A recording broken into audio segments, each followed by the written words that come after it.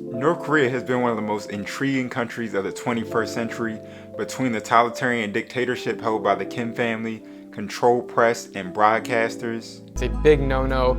You cannot take any pictures of construction because it looks like the country is not perfect. On top of that, the North holding one of the largest militaries despite being a poor country, and isolation created through restrictions going in and out. It might be kind of hard to believe that for decades it was North Korea who actually maintained political, technological, and military superiority over the South. So today we're going to figure out how North Korea went from a poster child of economic success in a communist society to one of the poorest nations in the world. So let's go back to where it all started. In the mid-1970s, South Korea ended up passing the North in almost every way. The economic and technological advancements over the year had the right to be on full display when Seoul earned the right to host the 1988 Olympics, which inherently gave the South even more momentum to eventually become a semi-advanced country. With North Korea falling behind the rival country, the Kim family ended up sparking a lot of jealousy and wanted to find a way to upstage the South.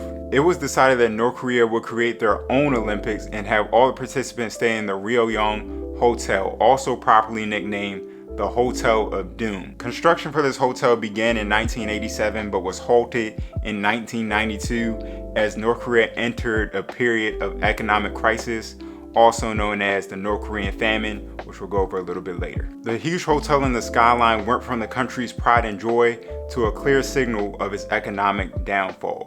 Now in 2018, they did revisit this project to put LED lights, and currently it shows propaganda and animated films. But with the country already in dire need of economic solutions before the hotel was built, the last thing they needed was a project that failed that ultimately cost the country $750 million, which consumed 2% of North Korea's entire GDP. The North Korean famine, also known as the Arduous March, was a period of mass starvation paired together with general economic crisis from 1994 to 1998. And in this period, there was an increase in defection from North Korea, which peaked towards the end of the famine. A number of things caused this famine, such as a loss of Soviet support in the early 1990s, which caused a rapid decline in food production and imports, flooding and droughts, which they saw a series of them in 1995 through 1997, and also government mismanagement during the time of crisis. One of the next big things is prioritizing military.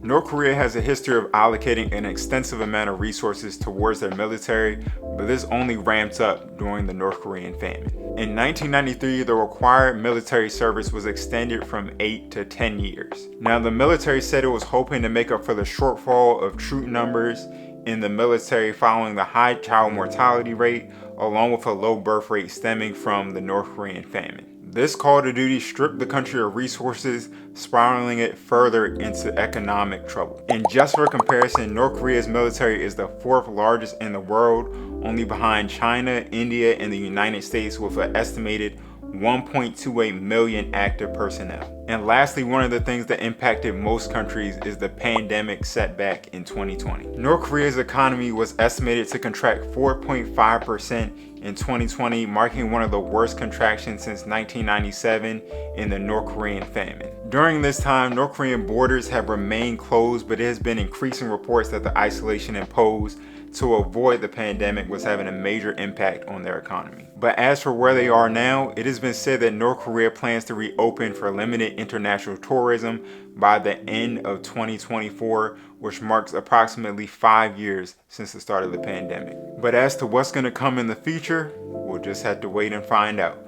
But if you're interested in anything personal finance related or financial stories, be sure to click on this video right here. I'm sure you'll love it. Please don't forget to like, comment, and subscribe. I appreciate y'all for watching, and I'll see you on the next one. Peace.